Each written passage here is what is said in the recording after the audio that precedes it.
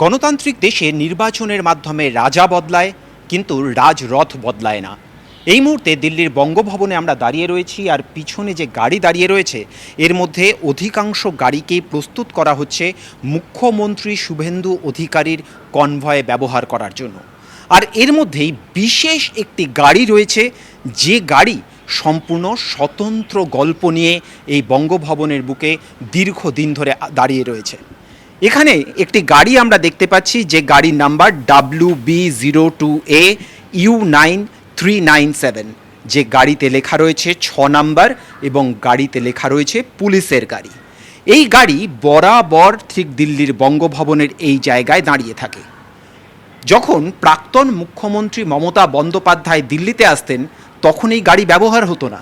তাহলে এই গাড়ির বিশেষত্ব কোথায়? এই গাড়ি ব্যবহার করতেন লোকসভার সাংসদ তথা তৃণমূল কংগ্রেসের সর্বভারতীয় সাধারণ সম্পাদক অভিষেক বন্দ্যোপাধ্যায়। তিনি যখন আসতেন দিল্লিতে, তার কনভয়ে ব্যবহারের জন্য এই বিশেষ গাড়ি ব্যবহার করা হতো। এই গাড়ির বিশেষত্ব কি?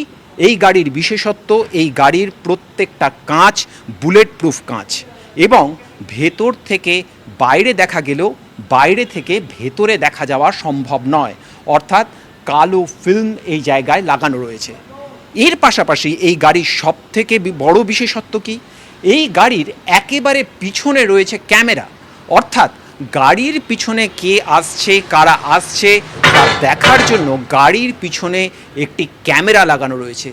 যেই খবর আমাদের কাছে আছে যে গাড়ির ভেতর থেকেও বাইরে অন্যান্য জায়গাতে রেকর্ড করার জন্য ব্যবস্থাপনা আছে এই গাড়িতে।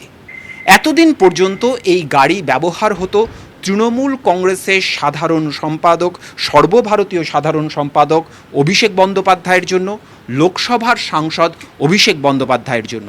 তার জন্য এই গাড়ি দিল্লির স্টেট গেস্ট হাউসে পাকাপাকিভাবে রাখা থাকতো। এবারে সেই গাড়ি ব্যবহার করতে চলেছেন শুভেন্দু অধিকারী মুখ্যমন্ত্রী হিসেবে।